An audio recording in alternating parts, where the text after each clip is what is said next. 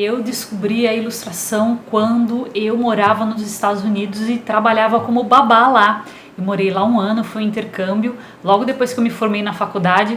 E eu tomava conta de 3 crianças, eles tinham 3, 6 e 7 anos de idade.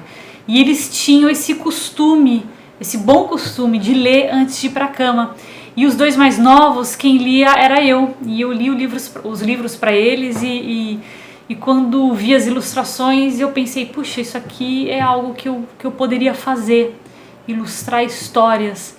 E quando o meu período de intercâmbio acabou e eu voltei para o Brasil, eu já voltei com essa ideia de estudar para ser ilustradora.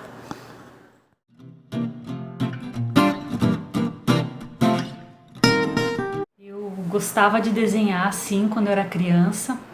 Nós tínhamos na área de serviço de casa uma lousa e eu passava horas desenhando naquela lousa, um giz. E eu acho que toda criança gosta de desenhar, a diferença é que eu nunca parei.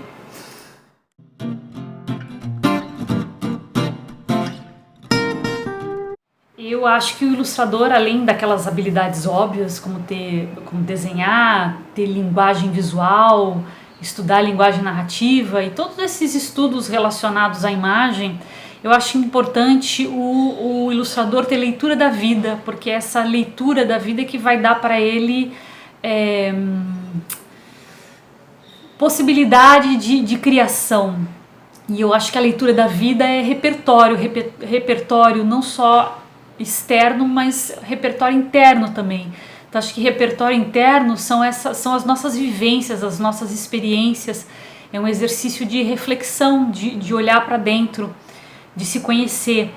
E o externo é linkar todo esse conhecimento interior, a experiência interior que a gente tem como ser humano, com as coisas que a gente vê e conhece do mundo, com literatura, com ciência, com seja lá o que for, com a natureza, tudo ao nosso redor que pode nos ajudar a ter vários ângulos de visão.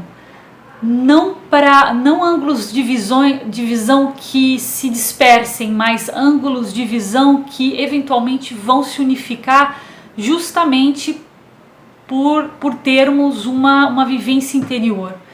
Então eu acho que essa é um processo assim de autoconhecimento. Eu acho isso importante. Não é só para o ilustrador no final das contas, né? Eu acho que para qualquer pessoa.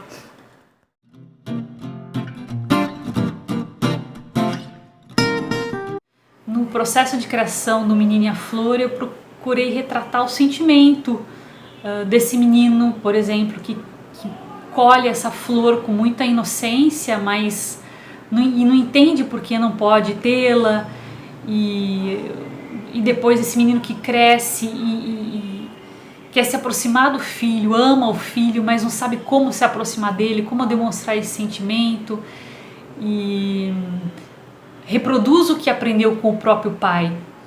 E esse pai dele, né, também procurei não mostrá-lo como uma pessoa má, mas alguém bravo que também provavelmente aprendeu de seu pai, que aprendeu do seu pai, que aprendeu do seu pai, e são coisas que são reproduzidas.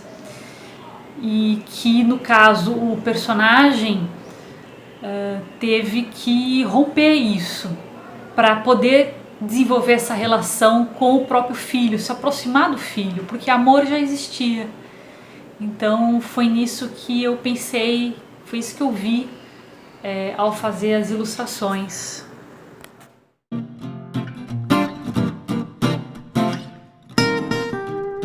Hoje eu trabalho apenas como ilustradora, mas eu também já dei aula de desenho, aula de história da arte, aula de ilustração. Eu acho que eventualmente vou voltar a dar, gostaria.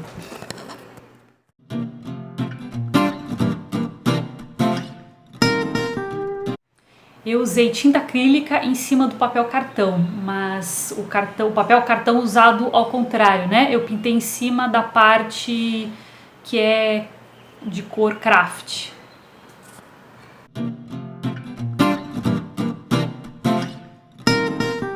Eu conheci o trabalho da Célia Cris Silva através do texto, porque eu nunca conversei com ela. Então foi esse o diálogo que eu tive com ela. E o texto é muito singelo, muito cheio de sentimento, um sentimento dos personagens que está ali e que, no caso, o menino, esse menino que cresce e vira adulto, ele precisa aprender a expressar e desaprender algumas coisas que ele aprendeu com o próprio pai. E então é um texto que não julga, que não aponta dedos, diz como é e como pode ser. Então foi esse o diálogo que eu tive com a Célia.